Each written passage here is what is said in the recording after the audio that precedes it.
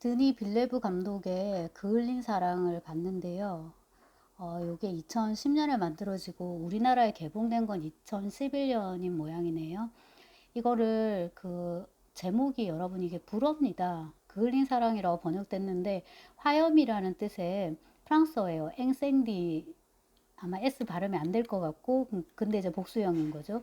그 내용을 보면 이제 제가 이거를 스포를 당한 채로 자발적인 스포를 당한 채로 봤는데 도 불구하고 즉 내용을 다 알고 있음에도 불구하고 영화를 너무 잘 찍어가지고 그 영화를 보는 내내 긴장감이 떨어지지 않고 그 다음에 이제 그 뭐 영화의 내용이라든가 주제라든가 그것이 환기하는 여러 가지 문제들 그런 것들이 너무 어마어마해가지고 제가 간만에 진짜 잠을 이루지 못했습니다.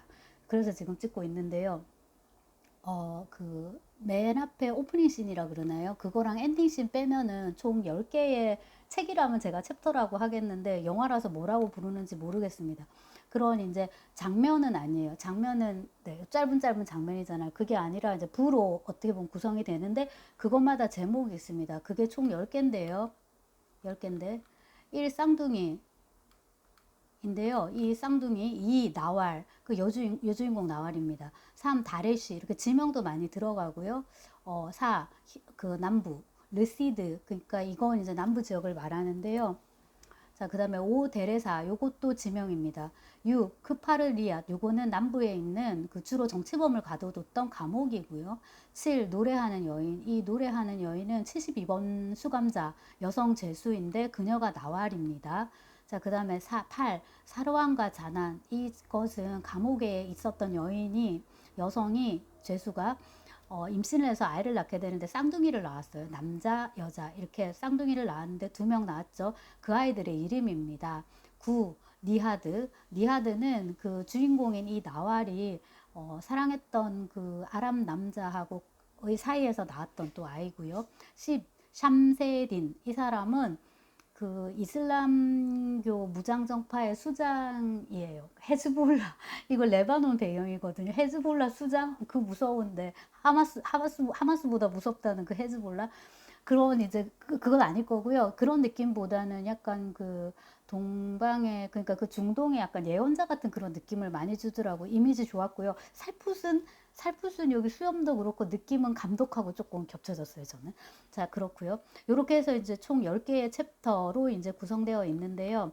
줄거리 자체는 뭐 굉장히 끔찍합니다. 줄거리 자체가 너무 끔찍해가지고 한동안 이제 무서워서 보지를 못했는데 그 영화가 또 청불이고 이래가지고 이제 뭐 폭력적인 그런 장면이나 강간 막 윤간 이런 게 너무 많아서 내용상 되게 무서울 줄 알았는데 오히려 이제 제가 감독에게 되게 존경을 표하는 것이 어 구로사와 아키라 뭐 이런 감독도 그렇지만 히치콕도 그렇고 그런 잔인한 소재들을 다룰 때 그 영화평론가 이동진의 말을 빌자면 관객들의 시선을 피로하게 만들지 않고 괴롭히지 않으면서 그 메시지를 충분히 전달하는 능력이 있어요. 그래서 이게 왜 청불이 됐지 싶을 정도로 자극적인 장면은 의외로 없었고요. 오히려 이제 그 내용이 너무 끔찍해서 마지막에 진실을 알고 나서 시몬이 이제 이거는 남자의 쌍둥이 남자인데요. 시몬이 이제 질문을 던지고 이렇게 말하죠. 1 더하기 1은 2야.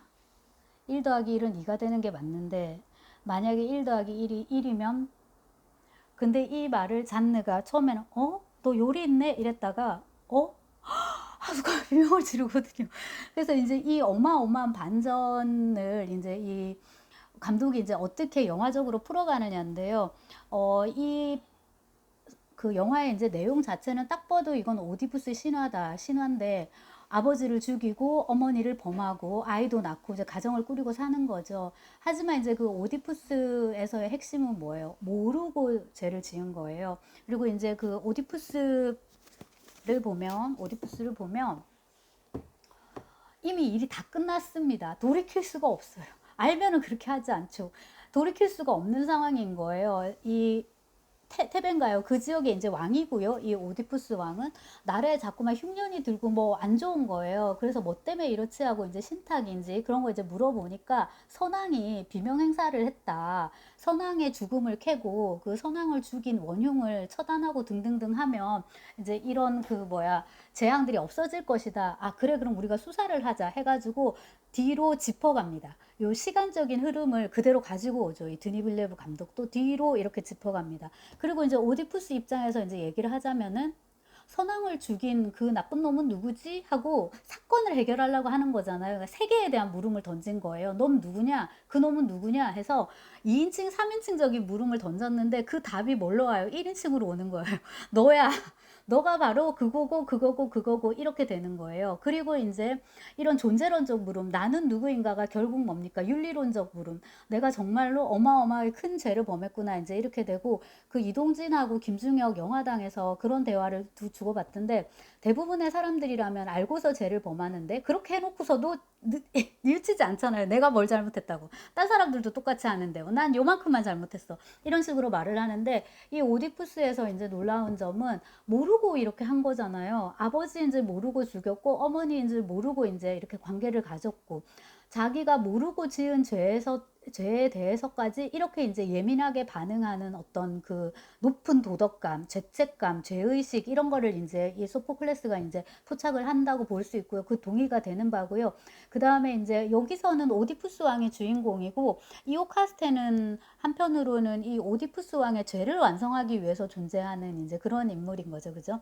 아들인 줄 모르고 관계를 가졌고 애도 이제 낳는단 말이에요. 근데 이제 그녀는 그 죄악을 감당하지 못하고 자살을 합니다. 그리고 이제 아시다시피 이오카스테의 옷에 이렇게 꽂아주고, 요런 옷핀인 거죠. 그죠? 이렇게 꽂아주곤 했었는데, 그 핀을 이 오디푸스가 빼가지고 눈을 찔러서 눈이 있는데도 보지 못했다라는 자신을 이제 응징하는 거죠. 그죠? 그리고 이제 떠돌아다니다가 죽는 건데요. 거기서 이제 끝이 나는 거지만, 오디푸스의 다음 또 이야기가 있습니다. 안티고네를 보시면, 그 안티고네는 이제 그 자체가 말하자면 이제 죄악인 거잖아요. 아버지하고 어머니, 아니다. 오빠하고 어머니 사이에서 태어난 거니까, 안티고네 입장에서는 오디푸스가 오빠이면서 아빠가 이제 되는 거고요. 또 어떻게 되나? 그쵸. 그렇게 되고, 이오카스테가 또 엄마이면서 누나가 되나요? 아무튼 그렇게 이제 가족관계 복잡해지는 건데요.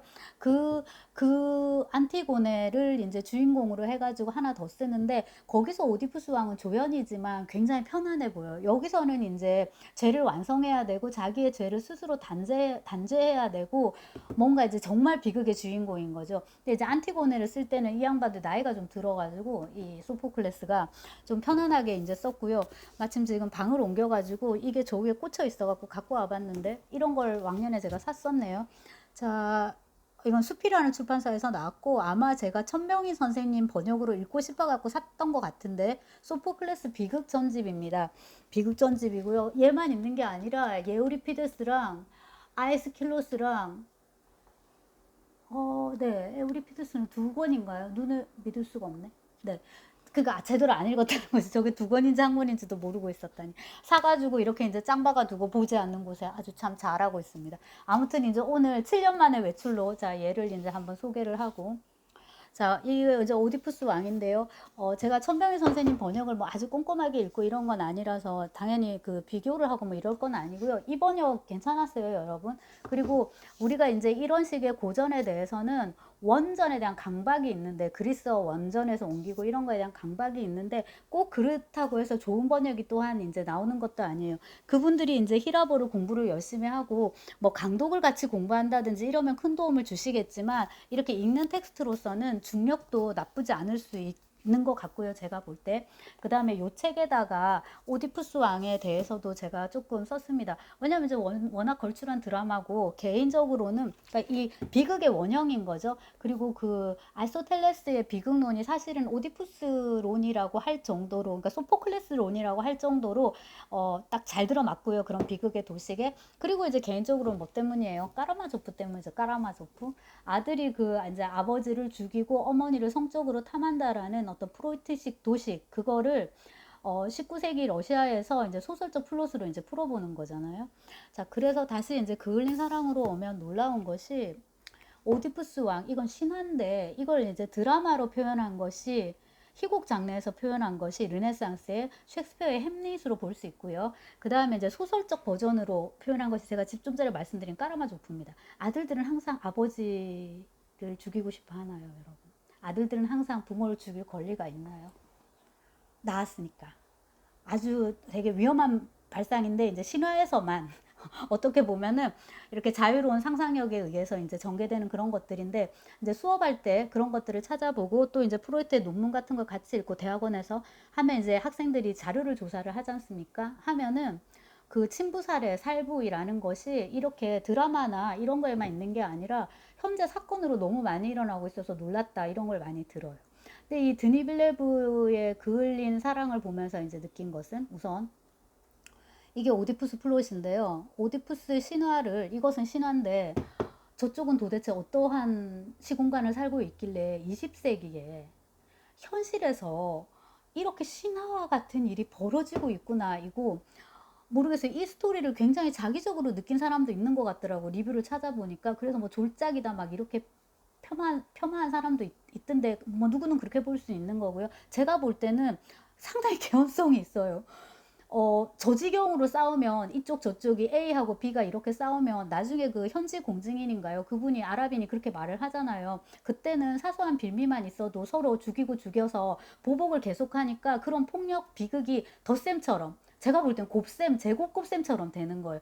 A가 하나를 던졌으면 여기는 이제 1에서 처음엔 2개지만 그 다음은 4, 그 다음은 더 6으로 더해지는 게 아니라 16, 뭐 이렇게 더 올라가는 거죠.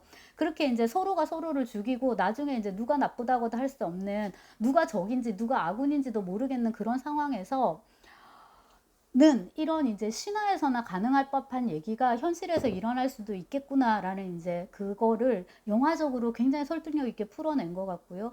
그 다음에 여기서는 이제 주인공이 당연히 오디푸스이고, 말씀드렸다시피 이오카스테는 그의 죄를 완성하기 위해서 존재하는 이제 그런 인물인데 반해서 여기서는 주인공을 이오카스테로 잡았다고 보면 될 것 같아요. 그러니까 이 나왈이라는 여성의 일대기 중에서 이제 20살 정도부터 이제 시작을 하는 거죠. 맨 마지막에 그 비석을 보면은 1949년에 태어나서 2009년에 죽었습니다. 그러니까 60세 정도 살았고요. 그 5월에 5월에 니하드가 태어난 것이 1970년 5월입니다. 그러니까 21살쯤에, 한 20살쯤에 아랍인 남자를 만나가지고 이제 사랑을 하고 아이를 임신을 하고 낳은 거죠. 그리고 이제 감옥에서 15년 썩어요. 그 사이에는 뭘 했습니까? 한 4, 5년 정도 숙부집에 가가지고 이제 대학도 다니고 신문사 있으면서 약간의 기자처럼도 활동하고 했던 시절이 있고요. 그리고 이제 그 정치범으로 수감이 돼가지고 15년 있었습니다. 그리고 이제 늦둥이인 셈이죠. 그죠? 30말 뭐 이 정도의 대충 애 둘이 쌍둥이를 낳은 거예요. 그리고 이제 저는 이거 뭐 강력한 스포입니다. 그러니까 일본 아들이 대략 뭐 미성년 이쯤일 때 이제 이번 아이들을 낳았다고 생각하면 거의 한 20년 간격으로 이게 이제 사건들이 일어나는데요. 그래서 앳된 이제 20살 처녀에서 이제 중년을 거쳐서 노년인데요. 그 60에 이르기까지 그녀의 파란만장한 운명과 그 다음에 그 굴욕과 능욕과 순환과 죄악과 그 다음에 또 진취적인 어떤 투쟁과 그런 것들이 다 힘들었는데 제일 힘든 건 마지막이었을 것 같거든요. 그래서 영화에서 이제 초반부에 나오는데 딸하고 같이 목욕을 한단 말이에요. 수영을 해요. 수영을 하는데 딸을 맞춰줍니다. 잔느를 보여주는데요. 잔느가 이렇게 수영을 하는데 엄마가 안 보여요. 실내 수영장입니다. 엄마를 이렇게 찾는데 엄마가 선베드죠. 근데 남의 선베드에 정신을 놓고 앉아 있는 거예요. 우리 엄마 왜 저러지 싶을 정도. 그래서 맘망하면서 엄마 이렇게 부르거든요. 부르는데 엄마가 정신이 나갔어요. 근데 영화를 다 보고 나서 다시 이 장면으로 가잖아요. 그럼 엄마 왜 그래요 하면 이렇게 카메라 뒤로 아랍 계열 남자들이 뭐 한 30살, 40살 되는, 40살 전후에 보이는 그런 남자들, 33, 40 남자들이 한 서너 명 이렇게 서고 얘기를 하고 있거든요. 그 중에서 수영복 바지만 입고 수염이 많은 남자가 이 어머니가 그토록 오랫동안 찾아다녔던 아들이고, 동시에 얼굴을 보니까 자기를 그렇게 고통스럽게 했고 이 쌍둥이를 낳게 한 그 남자인 걸로 판명이 돼요. 근데 이제 그 첫 장면을 볼 때는, 초반 장면을 볼 때는 그 비밀을 아는 거는 이 나왈이라는 여성밖에 없어요. 근데 그걸 이제 배우가 연기를 되게 잘하는데, 그 어떤 네티즌이 쓴 대로 모든 비밀을 알고 난 뒤에 어머니가 보여주는 그 품격, 그 자기의 죄를 이제 감당을 해야 되고요. 이거를 아이들한테 알릴까 말까. 알릴 거면은 말로도 그냥 알려도 되잖아. 바로 지금 뒤에 있어요, 뒤에. 바로 뒤에. 진짜 지금 거리에 있고 카메라가 내려가서 이 어머니와 딸, 그러니까 나와라고 잔네 얼굴을 비치는데 뒤에 다리가 보여요. 있거든요. 그리고 이제 나중에라도 얘기를 하면 되잖아요.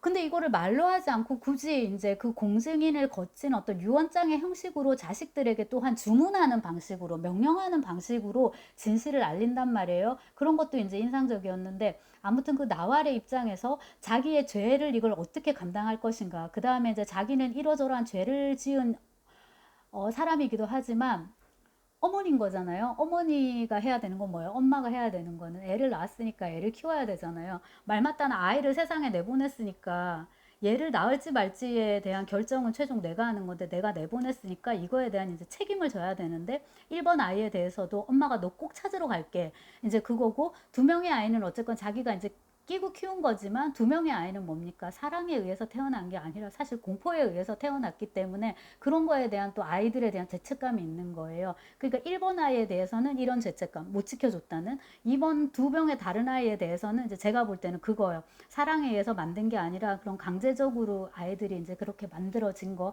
그러니까 그 모든 거에 대한 죄를 말하자면 이제 사하도록 해야 되고 결정적인 건데 엄마는 아이들을 안심시켜야 되고 아이들에게 희망을 줘야 되고 믿음을 줘야 되고 그런 거가 있거든요. 그러니까 뭐 예를 들어서 애가 지금 주사를 맞아야 되는데 지금 막 무서워서 운단 말이에요. 괜찮아 울지 마. 사실 엄마도 무서운데 엄마가 더 무서울 수 있어요. 그런데 이제 애를 안심시켜야 되고 다행히 제가 그런 경우는 없었지만 뭐 큰 수술을 앞두고 아이가 막 너무 무서워한다든지 그럼 병실에도 못 들어 수술실에도 못 들어가잖아요. 그럴 때 이제 엄마들은 굉장히 독하다 싶을 정도로 이제 강해져야 되는데 거기서 나왈이 그런 걸 보여주죠. 그러면서 이제 이 오디푸스 왕은 정말 절대적으로 비극으로 끝난 반면에 이 그을린 사랑은 우리말 번역으로 이렇게 아주 심하게 의역을 한 경우지만 번역이 그렇게 나쁘지는 않다라는 생각이 드는 게 사랑, 희망 이제 이런 걸로 끝을 내려고 하고 아들들 아들 둘과 이제 딸 하나인 셈인데 걔네들한테 보내는 편지에 공이 들어있는 문구가 뭐냐면은 함께 있다는 거는 참 좋은 거란다. 그래서 그 가족의 어떤 가치, 그 다음에 엄마가 너희를 얼마나 사랑하는지 심지어 이제 그 1번 아들한테 보낸 거 고문 기술자가 아니라 나의 아들에게 이렇게 네가 어떤 일이 있어도 나는 너를 사랑한다. 그게 너무나도 인상적이었고 네가 나를 그렇게 이제 고통스럽게 했고 그 다음에 이제 그런 식으로 그런 식의 아이로 자란 거는 사실 누구 때문인 거예요? 아이가 유년을 제대로 이렇게 누리지 못했고 그걸 박탈당했기 때문인 거잖아요. 그런 것에 대한 자기의 죄책감도 한편으로는 뭐라고 해야 될까 이제 스스로 이제 구원받으려고 시도하는 것 같고 그래서 그 모든 것들을 위해서 이렇게 힘든 여정을 자식들에게 이제 가도록 시킨 것 같고요. 그 큰아들 같은 경우에도 이 모든 진실을 알고 나서 이제 되게 황망했을 건데 그거를 또 영화가 되게 잘 표현해 주는 게 맨 처음에 영화가 시작을 할 때 이렇게 되게 허름한 건물 안에 까까머리 소년들이 있는데 다 머리 깎임을 당하고 있어요, 삭발을. 아이를 이렇게 보여주는데 발 뒤꿈치를 보여줍니다. 점 3개가 딱딱 찍혀 있어요. 저게 뭐지? 약간 문신 같은 거, 표식 같은 게 딱딱 있고 카메라가 올라가면서 아이의 눈빛을 잡는데 이 아역 배우는 여기서 짧게 나오는데 너무 강렬해가지고 모든 이제 요약본 동영상에 다 나옵니다. 그 아이를 보여주고요. 이게 시작이죠. 얘가 사실은 5월에 이제 리하드였고요. 이 아이가 이제 다 끝나고 나서 영화가 다 끝난 다음에 나왈이 그랬거든요. 모든 일이 끝난 다음에 나의 무덤에다가 비석을 세워도 된다고. 그러니까 자기도 아이들이 이 모든 것을 알고 정말 서로 사랑할 수 있고 평화를 누리게 되면은 자기 역시도 용서받을 수 있다고 이제 스스로 생각한 것 같고요. 적어도 이제 비석을 세울 가치 정도는 있는 인물이라고. 그리고 이제 비석을 딱 세워놨는데 그 앞에 웬 남자가 와서 섭니다. 정장 차림에. 근데 감독이 독자들 궁금한데 저 사람 지금 무슨 표정 짓고 있는지 그게 1번 장면에 맨 처음에 나왔던 그 남자예요. 걔가 이제 얘가 된 얘인데요. 그렇게 좀 가까이 좀 이렇게 잡아주면 될 거를 되게 멀리서 긴가민가 싶게 이제 그렇게 잡아줘요. 그만큼 이제 그 니하드가 느끼는 다른 이름이 또 2개가 있는데 그 정서가 마음이 되게 복잡했을 것 같은데 그거를 이제 그런 영화의 형식에서는 그렇게 이제 표현을 한 것 같습니다. 그래서 완벽한 이제 수미 쌍관이고요. 그 전체적으로 이제 이 히랍 신화의 요즘 히랍이라 안 하죠. 고대 그리스 신화의 이 비극을 뭐 희극까지는 이거는 힘든 스토리지만은 어쨌거나 네. 사랑과 희망의 이제 스토리로 이렇게 만들었고 분노의 끈을 끊어야 된다고 그 쌍둥이한테 얘기를 하거든요. 그리고 이제 이거를 끊어가는 방식이 그냥 말로 전하지 않고 니들이 가가지고 직접 알아봐라고 얘기를 한단 말이에요. 근데 시몬에게는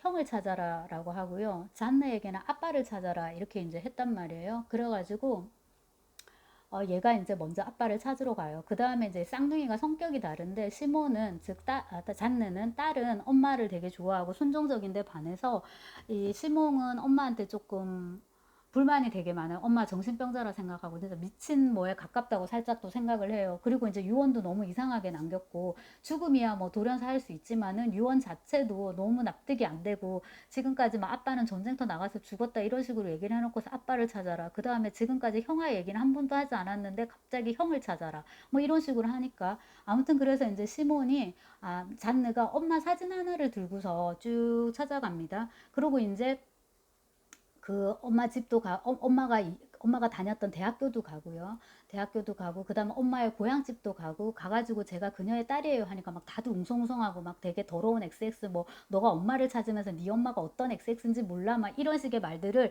자기들 그 아랍어 그걸로 이제 하는 거예요. 그렇게도 하고 그 사진을 통해서 엄마가 남부 감옥에 있었다는 것도 알고 감옥까지 또 찾아가고 감옥에서 옛날에 일했던 관계자를 통해서 간수죠, 그죠? 낮은 직급의 간수를 통해서 이제 엄마에게 있었던 그 비극적인 얘기를 듣고 너무 놀라게 되는 거예요. 엄마가 이제 이러이러한 이제 정치 적인 어떤 그런 테러라고 하면 그렇죠, 그죠? 기독교 민병대 수장을 죽입니다. 그러니까 엄청난 그 테러 악트, 그러니까 테러 행위를 한 거죠. 그러고 나서 이제 감옥에 갇혔고 너무나도 이제 비싼 대가를 치렀는데 진짜 13년 동안 온갖 그거를 다 겪다가 갑자기 누가 나타났습니까? 그러고 13년 뒤에 이제 제가 이름이 아무래도 아랍 쪽이다 보니까 이게 이제 감옥 이름이 크파를 이하신데요. 그 다음에 이제 아부타렉이 이제 등장을 합니다. 이 아부타렉이 이 나왈이 감옥에서 노래 부르는 여인이에요. 그 수모를 겪으면서도 감옥에서 노래를 부르니까 그게 놈들을 더 자극하고 하지만 또 그녀를 어여삐 여기는 사람도 있었던 것 같고요. 예를 들자면 그 애를 받았던 간호사, 그러니까 조산사죠. 조산사가 대표적이고 아부타렉이 왔는데 이 아부타렉은 막 엄청난 고문 기술자였던 거예요. 그래가지고 계속 지속적으로 이제 이렇게 성적으로 이렇게 하다 보니까 임신이 돼버린 거예요. 마침 이제 임신을 하고, 그래서 어쩌면 이제 해방됐다까지 얘기를 듣고서 잔느가 너무 놀라가지고 이제 시몬한테 전화를 하죠. 혼자는 감당이 안 된다고. 엄마가 이렇게 힘든 일을 겪었다. 와라. 이제 이렇게 하고 시몬이 혼자 가지 않고 공증인하고 같이 갑니다. 그 다음은 이제 공증인이 찾아다니는 거죠.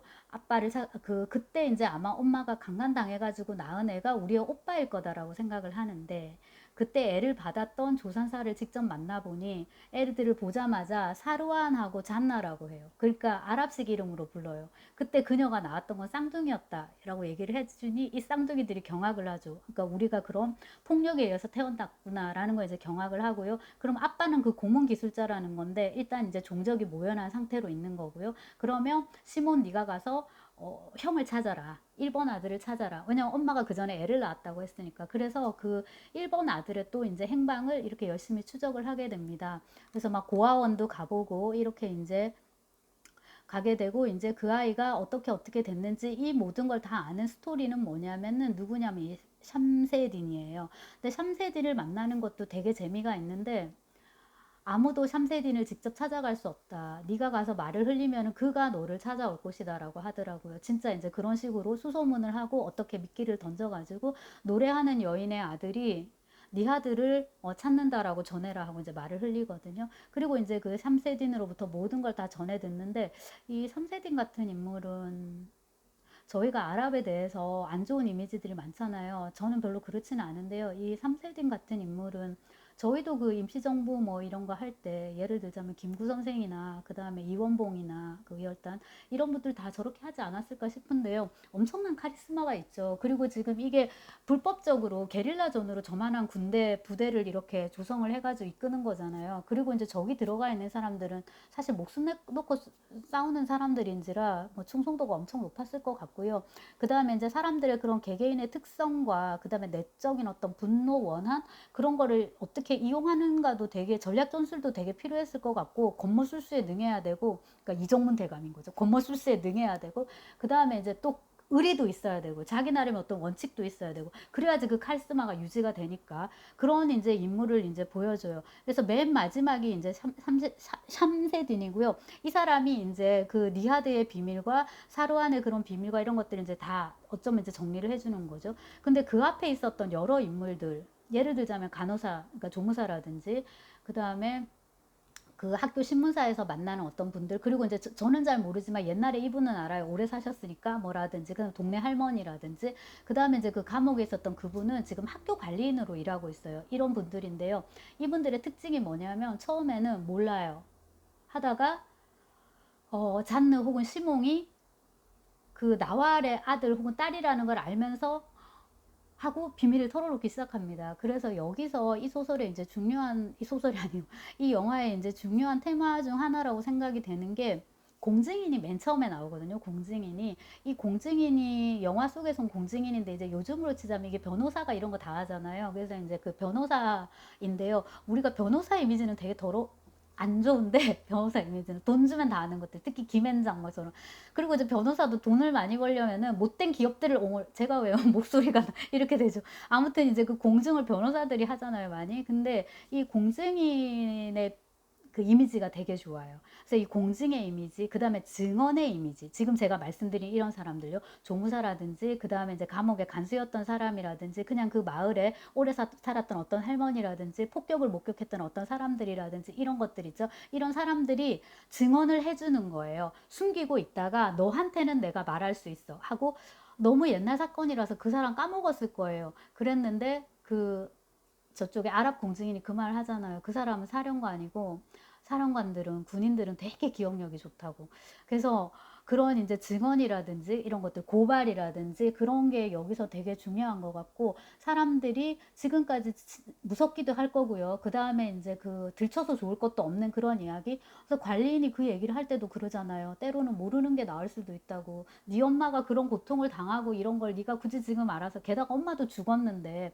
근데 이제 이 영화가 얘기하는 것 중에 하나가, 죽었지만 죽었음에도 끝나지 않는 스토리가 있다. 그래서 그 일을 겪은 사람은 살아있을 때, 기회가 왔을 때 그걸 증언해야 되고 고발해야 된다. 근데 증언 고발이 의미가 있으려면은 그걸 들어주는 사람이 있어야 되잖아요. 그 사건에 대해서 열렬하게 알고 싶어 한 사람이 있어야 되잖아요. 여기서 이제 그 나왈이 아들, 딸을 그렇게 보낸 거죠. 그 잔나하고 시몽을, 니네들이 가서 손발로, 니네들 발로 직접 걷고, 눈으로 직접 보고, 귀로 직접 듣고, 그게 얼마나 큰 비밀이고, 거기에 얼마나 많은 고통이나 얼마나 그런 역사가 있었는지 네가 알아내라 라고 이제 자식들한테 하는 거고, 또한 이제 이 모든 거를 거의 다 알고 있었을 인물이 공증이 있는데, 공증인이 내가 처음에는 반대를 했지만은 이제 그 약속.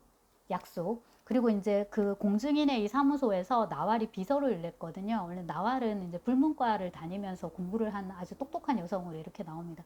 아무튼 이제 그래서 약속을 했다 이 얘기를 해요. 공증인에게 있어서 약속은 굉장히 성스러운 거라고. 한번 약속을 했으면 반드시 지켜야 된다라는 거예요. 그래서 이제 약속대로 차근차근 이제 짚어가고, 또 나왈을 좋아한 만큼이나 이 아이들을 또 좋아했기 때문에 아이들이 그 나왈의 뭡니까 유언을 이제 제대로 수행할 수 있도록 이제 도와주는 거죠. 그래서 이게 공간적으로 로드 무비이면서 뭐라 쓰더라 이동진이, 정신적인 로드 무비 이제 그런 표현을 쓰던데, 그 사건을 추적해 가면서 아이들이 뭡니까 진짜 오디푸스죠 여러분. 사건을 추적해 가다 보니까 원래는 뭐예요, 남을 찾는 거잖아요. 아버지를 찾는 거고, 또한 이제 있는 줄도 몰랐던 오빠 혹은 형을 찾는 건데, 가다 보니까 답을 찾다 보니까 결국 내가 누구인가 라는 이제 물음에 봉착하게 된 거예요. 그래서 이게 쌍둥이들한테도 너무 고통이었는데, 그거를 이제 얘들이 해결하는 방식을 감독이 수영장 장면으로 보여주더라고요. 둘이 같이 이제 수영을 따로따로 치다가 그 수영장에서 이렇게 껴안는 걸로.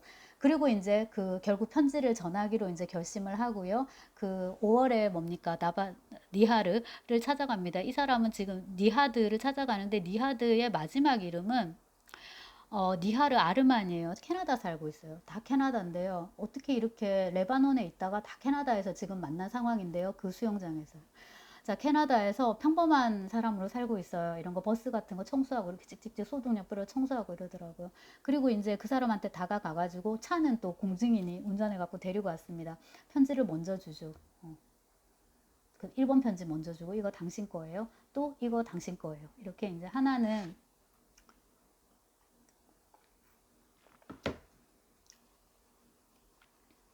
안녕하세요. 나는 당신을 알아봤는데 당신은 나를 못 알아보더라고요. 이러면서 얘기를 하는 거죠. 우리들의 아이들이 당신에게 이거를 전해줄 거라고. 그러고서 이제 그 서명이 72번 반 창녀로부터 이렇게 이제 써요. 그리고 이제 다음 페이지는 72번 반 죄수가 이렇게 이제 쓰더라고요. 엄마라고 쓰지 않고 72번 죄수라고 써서 그것도 좀 마음이 아팠고.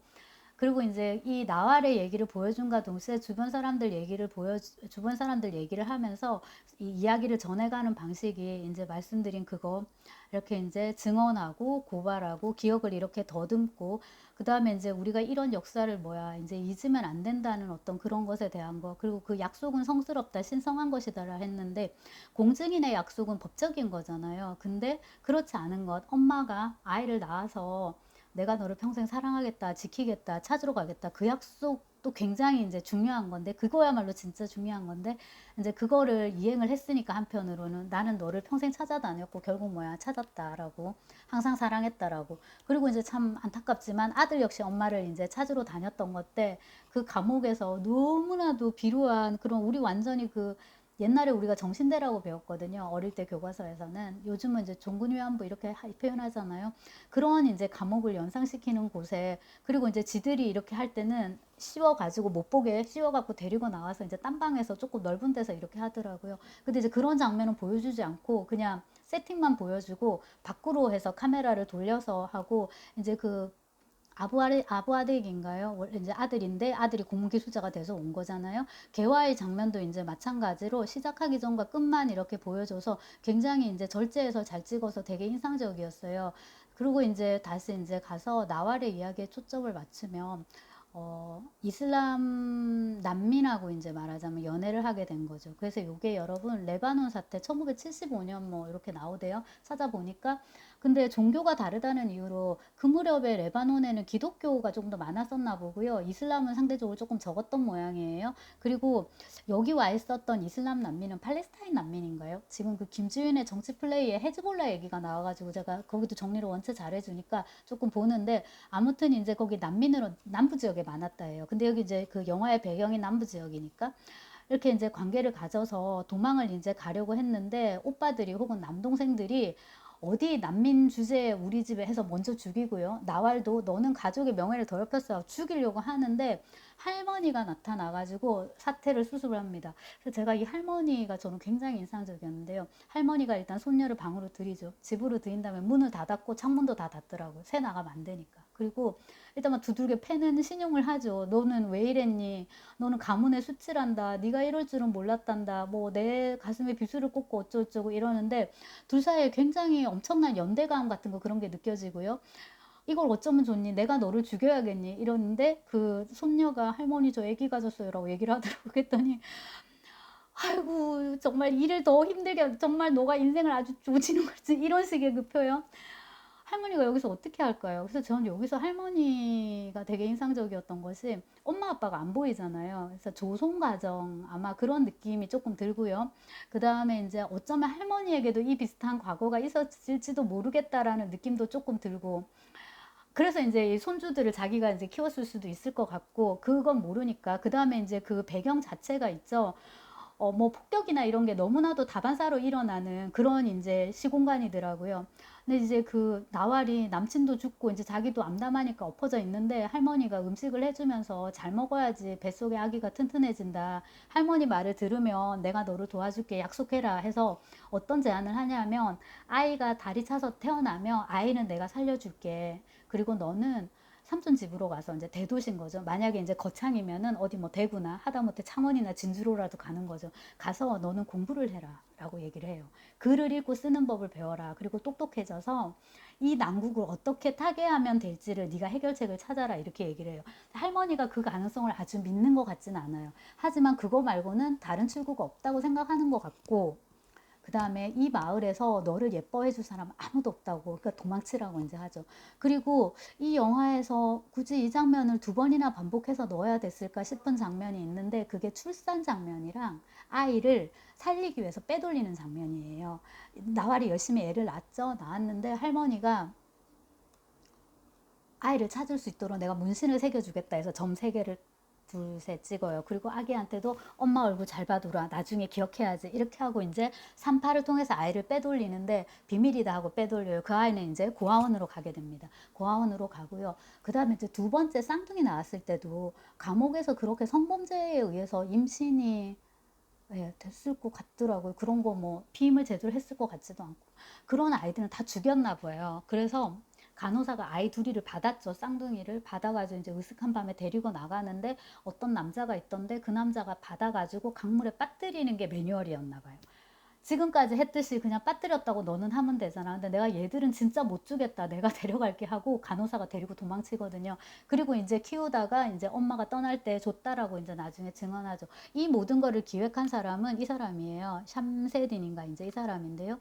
다시 이제 나왈로 가면은 그 할머니의 그 말, 글을 읽고 배워서 진짜 똑똑한 사람이 되어서 이 난국을 타개할 방법을, 이제 그 해법을 찾으라고. 근데 할머니가 보내면서도 너무나도 힘든 시간이 우리를 이제 기다리는 것 같다라고 얘기를 하죠. 그리고 이제 나왈이 그 삼촌인 걸로 이제 나오던데, 굉장히 그 진보적인 집안인 걸로 보여요. 그리고 이제 이쪽은 기독교 집안이거든요. 이 기독교하고 이슬람교가 이렇게 치고받고 서로 싸울 게 아니라 화합해서 잘 살자는 쪽을 이제 지향하는 그런 거를 이제 펜으로, 그러니까 신문이나 이런 언론을 통해서 이제 하려고 하는데, 너무너무 충돌이 격화돼가지고 저 일촉즉발의 이제 위기가 돼서 다 피난을 가야 되는 상황인데, 남부에 고아원이 그 이슬람 교도들에 의해서 폭파됐다, 됐다는 이제 소리를 듣게 돼요.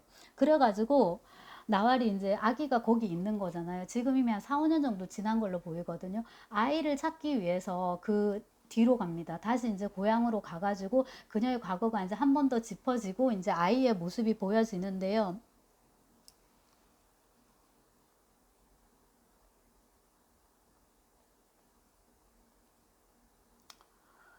아, 여기도 되게 속 터지던데, 이제 그 서로 정말 너무 못할 짓을 많이 한다 싶은데, 그 이슬람 쪽도 있잖아요. 습격을 했잖아요, 고아원을. 그쪽 일대를 다 했는데 그 고아들은 데려가요. 뭐 때문에 데려가겠어요? 걔들을 이제 훈련을 시켜가지고 자기들 쪽 인간병기로 만드는 거예요. 참 잔인하다 싶고. 그리고 이제 나중에 그 샴세딘이 얘기를 해주는 걸 보면, 그 이제 니하드가 그랬던 거죠. 니하드가 굉장히 애가 잘 쏘는 거예요. 그래서 몇 년 만에 굉장히 뛰어난 저격수가 됐다고. 아마 우리식으로 치면 중학생 나이에 이미 굉장히 잘 쐈을 것 같고, 그러던 어느 날 갑자기 엄마를 찾으러 가겠다고 하고 돌아다니다가 도대체 애가 뭘 봤는지 완전 반쯤 미쳐갖고 전쟁광이 됐더라. 그러고서 이제 그 다레신가, 그러니까 엄마가 대학을 다녔던 이제 거긴가요? 거기로 가가지고 이제 그 적들을 엄청 많이 죽였나 보더라고요. 그래서 잡혔는데, 그럼 뭐 즉결 사형을 시키거나 이래야 될 거 아니에요? 뭐 잔인하게 죽이거나. 근데 저 기독교 쪽도 또 똑같더라고요. 그런 인물을 훈련을 시켜가지고 고문 기술자로 쓰는 거예요. 그게 이제 아부 타렉인가였는데, 살려주는 대가로 훈련을 시켜서 고문 기술자가 돼가지고 절로 집어넣어서 자기들 편을 고문하게끔 이렇게 시켜요. 근데 얘는 원래 누구 편이었죠? 얘는 원래 이제 엄마가 기독교인이었으니까, 그 다음에 이제 기독교들의 그 고아원에서 자랐던 거잖아요. 하지만 또 아버지가 뭡니까? 난민 캠프 사람, 아랍 난민 캠프에서 왔잖아요. 또 아랍인이기도 한 거예요. 그래서 이제 어쩌면 또 아랍 쪽 이 사람이기도 한 거예요. 어디에 속하는지도 왔다 갔다리 정신이 없고요. 그거를 나활을 통해서 보면 또한 알 수가 있는데, 나활이 이제 이렇게 갔죠. 갔는데 이제 고아원도 이제 완전 이렇게 폭격을 당해서 이렇게 됐으니까 이제 돌아가지고 어디로 가려고 하더라? 아무튼 남편이 있는 곳으로 가려고 하든가 이렇게 해가지고 가는데, 거기서 이제 중요한 사건이 일어나는데, 그 영화의 포스터로 쓰인 그 버스가 그 폭격돼가지고 타는 그 장면이거든요. 근데 그 버스를 타는데 그게 이제 무슬림 버스예요. 근데 머리에 그 뭐죠 이거? 갑자기 생각이 안 나요. 이거 두르고 타요. 근데 그것만 해도 변장이 다 되는 거예요. 그러니까 제 말은 이 인종 갈등 내지는 종교 갈등이라는 게 이런 거라는 거죠. 그러니까 이 머리만 뭐 좀 깎아도 되고 수염만 붙여도 무슨 내가 회교도인지 기독교인지 그 사실 중요하지도 않을 뿐더러 그다음에 이제 나활이 살아나는 방식이 뭐냐면 회교도인 척하고 탔잖아. 이슬람인 척하고 이제 그 버스를 타고 가요. 졸면서 가는데 요 앞에 모녀가 타고 있어요. 그래서 한번 눈맞춤하는 장면을 짧게 보여주고 갔죠. 근데 정신을 차려 보니까 이게 장난 아닌 거예요. 그리고 이제 그 기독교 민병대인데 그들이 우선은 운전자를 죽였고요. 밖에서 보여줘요. 사실 안에서 이 나활의 시선으로 승객들의 시선으로 이 바깥의 분위기를 보여줘요. 그런 식의 앵글도 되게 좋았던 것 같고요. 그런 연출이. 그 다음에 이제 총을 난사를 하기 시작하는데 제가 그거를 보면서 차라리 빨리 죽는 게 낫겠다라는 생각이 들었는데 다 죽었는데 나활하고 그 모녀만 살았어요. 이거 뭐지 하고 이제 살피는데 위에서 뭔가가 막 떨어져요. 근데 이 소녀는 모르는데 딸은 모르는데 엄마들 둘이는 아는 거예요. 이거는 기름인데 왜 저러지? 하는데 이제 촉이 딱 오는 거예요. 그래서 나활이 살아야겠다는 생각에 여기에 십자가를 걸고 있었거든요. 그래서 꺼내 보이면서 저는 기독교라고 살려달라고 그랬더니 나오라 하는 거예요. 기독교니까. 그래서 제가 이것도 너무 웃긴 게 그럼 뭐 부적 하나 들고 있으면 저는 뭐 무교니까 살려주세요. 이때 무교는 무교시나요? 그 다음에 뭐 저 알라 할 줄 알아요. 저는 이슬람교에 살려주세요. 완전 코미디인 거잖아요. 근데 이제 뭐 그런 코미디는 네, 아주 많죠. 역사 속에서 그 히틀러의 뭐 그 학살도 그렇고, 그 다음에 우리 내전도 그렇잖아요. 종교가 달랐던 것도 아니고, 생김새가 달랐던 것도 아니고, 뭐 민족이 이거는 다른 것도 이때 생김새라면 피부색요. 그런 게 다른 것도 아니고, 민족이 다른 것도 아니고, 왜 서로 치고받고 싸웠던 거죠? 6.25 내전 같은 걸 생각해 보면 이념 때문에 사회주의, 자본주의, 공산주의, 그 뭐라고 이렇게 이제 남들이 보면 혹은 우리가 지나간 역사를 봐도 너무나도 이건 웃긴 거예요. 하물며 지금 우리가 남의 역사를 보는데 정말 너무 어처구니가 없더라고요. 그 십자가 보고서 이제 살려주고 그 다음에 이제 여기서 인상적인 게 그 이동진 그 저기 영화당에서도 이 부분 광고로 가져왔던데요. 갖고 와서 얘기를 하던데 나활이 그 여자애를 살리고 싶어 갖고 얘는 내 딸이에요 하고 넣지 않고 가요. 엄마라고 눈빛을 주고받아요. 너는 죽더라도 내가 네 딸을 살려줄게 하고 이제 눈빛을 주고받고 데리고 나가는데 그 다음에 총을 난사를 하니까 이 딸애가 아주 애기였으면 모르는데 애가 좀 뭐를 아는 애니까 엄마가 이제 저기서 죽은 거잖아요. 죽어가는 거니까 그걸 알고 냅다 달려가요. 엄마 하면서. 그거를 보고서 이제 이 사람들도 눈치챈 거죠. 아, 자기 딸이 아니고 저긴 이슬람이구나 해서 등 뒤에서 달려가는 소녀를 쏘거든요. 근데 이제 이것도 이동진이 강조를 하는데 카메라를 일부러 멀리서 해가지고 그냥 이제 뛰어가는 소녀를 여기 무장 군인이 총으로 쏴서 맞춰서 뭐 죽였다 정도. 그리고 이제 잡아주는 장면이 우리가 포스트를 통해서 익히 아는 불타오르는 뭡니까 버스하고 그 다음에 그 굉장히 정말 그런 표정을 짓고 있는 그 여주인공 나활의 이제 모습 옆모습 이렇게 하고 있는 그 모습입니다. 그래서 이 나활 역을 맡은 배우 이 나활은 항상 이런 모습 잘 꾸미지 않고요. 그 다음에 배우가 70 몇 년생이던데 뭐 찍을 때 한 40 뭐 전후한 나이였을 건데 지금 20대부터 60대를 다 연기를 해야 되잖아요. 근데 오히려 4, 5, 60대는 쉬운데 이 20대는 지금 배우를 대체하기도 좀 그럴 거고 보니까는 다들 그냥 똑같이 연기를 했더라고요. 그러니까 이제 그런 식의 리얼리티는 별로 중요하지 않은 거죠. 그러니까 20살 소녀는 아니구나. 20살 처녀여야 되는데 왜 저렇게 늙었어? 그 다음에 이제 아부 타렉인가요? 그 걔도 고문 기술자요. 걔도 한 40보다는 조금 더 젊어야 될 건데 한 20대죠. 이제 왔을 때는 그때는 거의 뭐 10대 후반 이래야 되는데 너무 아저씨가 온 거예요. 근데 이제 그런 식의 리얼리티는 염두에 두지 않고 이제 찍은 거죠. 아부타렉입니다. 그리고 이제 그런 거하고 상관없이 영화에 되게 몰입할 수 있도록 이제 이렇게 찍었고, 아까 그 할머니 얘기 되게 인상적이다는 말씀을 드렸고, 그 다음에 이제 엄마의 이 절절한 과거도 너무 무서웠고, 그리고 이제 이 아이, 결국 니하드죠, 그죠? 니하드. 왜냐하면은 그 쌍둥이 둘이는 어쨌거나 이제 엄마가 키웠으니까요. 괜찮은데 이 니하드는 그렇게 해서 이제 고아원에서 원래 그러니까 기독교 고아원에 있다가 이제 이슬람 쪽으로 간 거잖아요. 거기서 이제 이렇게 살인 병기로 훈련을 받고 이제 그 다음에는 다시 또 뭡니까? 기독교 쪽으로 가가지고 고문 기술자가 되고 어떻게 자기 엄마는 여기로 이제 오게 됐을까요? 서로 이제 아들 찾으러 가고 엄마 찾으러 가다가 이렇게 이제 감옥에서 만난 건데 그 버스 사건을 목격을 하고서 나활이 너무 충격을 받아요. 그리고 이제 자기 남편이 이슬람 난민 출신이었으니까 어떤 의미에서는 그녀도 또 완전히 기독교라고 할 수 없는 것이고, 기독교도 사랑과 평화와 이런 걸 부르짖으면서 아무 죄 없는 저런 민간인들을 너무 잔인하게 이제 사살하는 거를 보고 저건 아니다라고 생각을 해서 이슬람 쪽 수장에게 가서 이제 부탁을 하죠. 부탁이라고 해야 되나? 청탁이라고 해야 되나?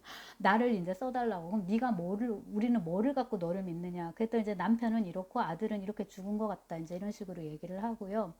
그 작전은 이렇게 하던데요. 그녀가 프랑스어를 잘해요. 그러니까 되게 고위인사의 딸의 프랑스어 가정교사로 들어가더라고요. 영화에서는 유일하게 이 장면에서 이 나왈이 사람처럼 입고 나와요. 여자처럼. 머리도 이렇게 조금 깔끔하게 예쁜 단발을 하고, 원래는 긴 머리가 예뻐야 되는데 그 긴 머리가 너무 정돈되지 않고 좀 푸석푸석하고 막 이런 느낌을 보이게끔 연출을 해요. 근데 짧게 단발로 딱 하고 하얀색 와이셔츠를 입고 치마를 입고 너무 이제 예쁜 그런 모습으로 나오는데, 사실 그게 이제 준비 단계였고요. 전화가 오더라고요. 뭐 내일 10시 몇 분이다 이렇게. 그럼 이제 애한테 프랑스어를 이렇게 가르쳐 줘요. 뚜슈 항상은 뭐야? 항상 S를 써야 된다고. S 빠뜨리지 마. 이렇게 말을 해놓고 조용히 가방을 들고 가죠. 가가지고 이제 이 사람 집에 그 기독교 민병대의 수장이 와 있어요. 그 사람을 이제 쏘는데 도망도 안 가더라고요. 그리고 그 자리에서 바로 체포가 돼가지고 감옥으로 가가지고 머리 깎임을 당하는데, 그 머리 깎는 사람이 나중에 이제 학교 관리인이 돼가지고 그 잔느한테 엄마의 과거를 얘기해 주는 거예요. 그게 너무 끔찍하니까 사진을 보여주고 이제 이렇게 얘기를 하는데, 너무 끔찍하니까 잔느가 못 믿는 거예요. 혹시 착각한 거 아니냐고. 우리 엄마 일이 없다고 했더니 13년 동안 사람을 감시해 본 적 있냐고.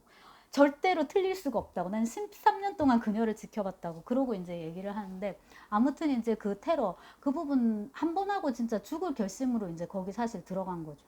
이 저격수의 기본은 뭐예요? 총을 쏘는 순간 저격수는 위치가 발각된다. 그러니까 무조건 뛴다. 그래가지고 그 미스터 션샤인에서 장포수가 고해신을 가르칠 때 총 기술부터 안 가르치잖아. 뛰는 기술부터 가르치잖아. 무조건 톡 깨야지 살거든요. 그리고 잡히면 죽는다. 그러니까 절대로 이제 고문이나 이런 거 당해서 정부를 불면 안 되기 때문에. 근데 이 경우에 그 나왈은 어떤 다른 목적, 어떤 다른 동기에 의해서 이제 움직였던 것 같고, 그거를 이제 이 샴세딘이 되게 잘 활용한 거죠. 그리고 이제 15년 뒤에 그녀를 꺼내준 것 같죠. 그죠? 제가 놓쳤을 수도 있고, 멀리서 또 잡아주는데 차를 이렇게 갈아타더라고요. 이제 감옥에서 나왔고 이렇게 갈아타는데 15년의 세월이니까 전세도 바뀌었을 수가 있고, 꺼내주는데 그러면서 네가 우리들을 되게 많이 도왔다. 나는 네가 이제 다른 삶을 살기를 원한다. 네. 아메리카에 친구들이 많으니까 이제 봐주겠다고 그쪽 가서 살라고 하면서, 아이들이 살아 있으니까 아이들을 데려가라 라는 말에 흠칫하죠. 나왈이. 왜냐면 이제 자기도 그렇게 자기가 임신까지 당한 게 너무 싫고, 그렇게 강제로 해가지고 이제, 네, 그 참 정서를 감히 이해를 못 하겠습니다. 그 심리를. 근데 비슷한 상황을 미셸 뚜루니의 소설에서 한번 본 적이 있는데요. 그거는 중세물이었던 것 같아요. 근데 이제 거기에 되게 공작의 딸 이런 사람인데, 나쁜 놈이 나타나가지고, 그 나쁜 놈은 왜 나쁜 놈이 됐더라? 아무튼 이제 약혼자는 죽이고 이 여자는 강간을 해가지고 임신을 시켰거든요. 근데 그 여자의 시점이 있는데, 어, 그런 상황에서 이제 겪었기 때문에, 그 애를 가졌기 때문에 너무너무 막 치욕스럽고 막 싫은데, 아이에 대해서는 애정을 느끼는 거예요. 그리고 이제 아이가 태어났으면서 이 여자가 죽든가 이런데 아버지한테 아이를 사랑해달라고, 잘 키워달라고 그러거든요. 그래서 그 좀 심리가 그렇고, 미셸 뚜루니의 소설 제목은 생각이 안 나는데, 그 소설의 마지막은 그 아버지가 딸의 복수를 하기 위해서 이 손자를 키워서 생부를 죽이도록 하든가 이런 식으로 했던 것 같아요. 제목이 이세욱 선생님이 번역한 문학동네인가 어디서, 아니면 열린 책들이거나 그런데요. 아무튼 좀, 네, 굉장히 얘기하기 힘든 그런 대목인데, 그거를 짧은 순간 나활의 표정으로 보여주더라고요. 애들이 살아있으니까 애들을 데려가라 라는 거에 저한테 너무 많은 걸 요구하시는군요. 뭐 이런 식으로 얘기를 하더라고요. 표정도 손짓하면서. 그랬더니 이 샴세딘이 여러분 여기서 또 연출이 좋은 게 얼굴 안 보여줘요. 여기서 얼굴을 안 보여줘. 그러면 이제 우리가 나중에 또 알 거 아니야. 안 보여주고 목소리만 들려줘요. 목소리만 들려주면서 너의 아이는 우리의 아이들이기도 하다. 너하고 너의 아이들을 도와주겠다라고 이제 얘기를 하죠. 그러니까 이런 식의 큰 어떤 그 조직을 이끄는 오야붕이죠. 그 수장은 확실히 뭔가 좀 다른 그런 어떤 도덕률 이런 게 있구나라는 이제 생각을 하게 되고요. 그렇게 해서 이제 캐나다로 갔던 것이고 그 이제 아들 같은 경우에도 마찬가지로 5월의 니하드도 5월의 이름이 5월의 니하드인 거는 니하드 듬에 이제 고아원이니까 이런 애들이 수두룩하단 말이에요. 그래서 5월에 들어온 니하드다 이렇게 해서 이제 성을 이렇게 이제 붙여주는 거거든요. 그렇게 하고 이제 얘도 감옥에서 그렇게 살고 하다가 그렇게 이제 못된 짓이죠. 하다가 이제 그 캐나다로 가서 살면서 이렇게 이제 다 만나게 되는 건데요. 영화가 너무 좋아가지고 횡설수설 떠들어봤고 간만에. 그리고 블레이드 러너를 다시 보고 싶어갖고 저는 리들리 스콧 것을 다운받았는데 다운받아 놓고 보니까 드니 빌레브의 네, 그 블레이드 러너 2049인가요? 가 다운받아져 있더라고요. 그래서 아마 그거를 또 봐줘야 되지 않을까 하는 생각이 들고 끝으로 그 영화를 보니까 이제 캐나다가 있지만 영화의 대부분은 레바논이거든요. 저는 레바논 감정. 그 레바논인데요.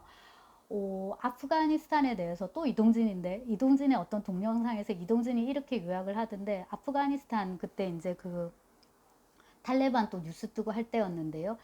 아프가니스탄의 자연환경에 대해서 산은 있지만 나무가 없고, 그 다음에 계곡 있죠. 이렇게 협곡은 있는데 물이 없고, 그 다음에 이렇게 들판이 있어요. 벌판이 있는데 풀이 없고. 그러니까 굉장히 척박한 자연환경인 거예요. 근데 왜 다 정치적으로 여기를 못 잡아먹어가지고 영국도 왔다가 소련도 침공을 해, 미국도 와, 왜 다 이렇게 난리를 칠까? 지정학적 이제 그런 그게 있는 거죠. 둘러가면 빠르니까.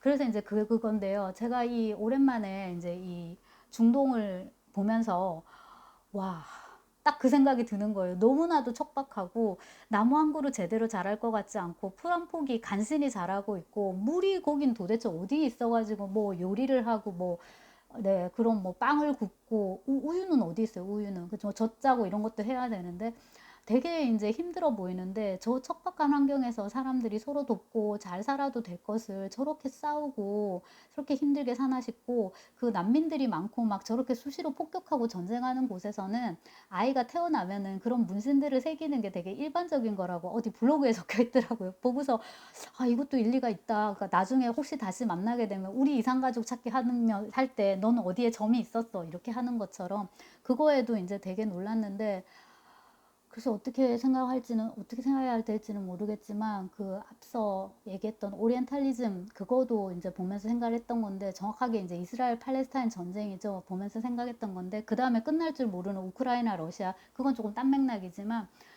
중동은 너무 심하니까요. 그게 계속 그렇게 국지전이고 뭐고 계속 있으니까. 근데 보면서 드는 생각이 아무리 비굴한 평화보다도 전쟁보다는 이제 좋다는 생각이 들고 내가 저 시대를 살지 않아서 얼마나 다행인가 싶고 저런 상황에서도 사람들은 아이를 낳고 키우고 죽지 않으려고 애쓰고요. 그리고 이제 죽는 게 다반사인데도 어쩌면 죽는 게 다반사이기 때문에 살기 위해 저토록 애썼구나 싶고 잔느가 이제 그 엄마가 살던 곳을 찾아갔잖아요. 엄마의 고향을. 근데 거기도 한번 폭격 당했었거든요. 완전 폭삭 그거를 나활이 자기 눈으로 봤단 말이에요. 그럼 오빠들도 아마 다 죽었겠죠? 그런데 나중에 잔느가 찾아갔을 때 거기 또 다시 집 짓고 또 사람들이 그렇게 옹기종기 모여갖고 살고 있는 거잖아요. 그 폭격에서 아마 또 살아남은 사람들이 있을 거예요. 비슷한 얘기를 이제 우리가 일본 지진 날 때마다 이제 보고 이렇게 하는데 아무튼 굉장히 인상적인 영화였고 간만에 한번 또 이제 저는 또 책에 기대서 아마 이 영화에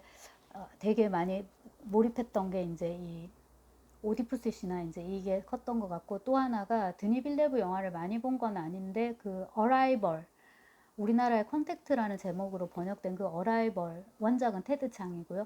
그 영화에서도 되게 강조되는 게 남녀 간의 어떤 그런 사랑보다는 그 어머니라는 지위거든요. 어머니가 아마 그거는 이제 감독의 바람이기도 할 텐데 어머니가 가져야 하는 태도, 생명에 대해서, 자기의 딸에 대해서 그거를 이제 그 SF의 형식으로 특히 이제 시간을 우리가 어떻게 받아들이고 우리가 우리 운명에 대해서 어떻게 대처할 것인가.